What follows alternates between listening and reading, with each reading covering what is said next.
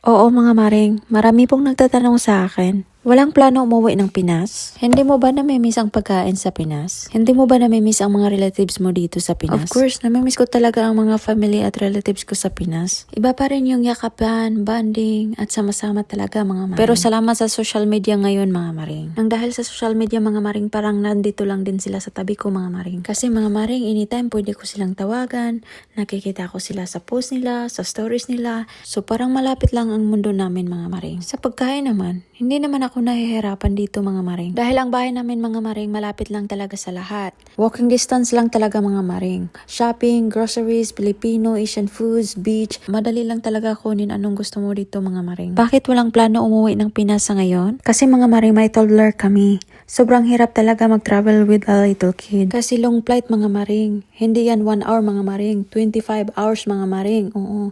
Plus jet lag, daming gamit, daming preparation. Ayaw ko ng problema mga maring. Sige na, bye-bye.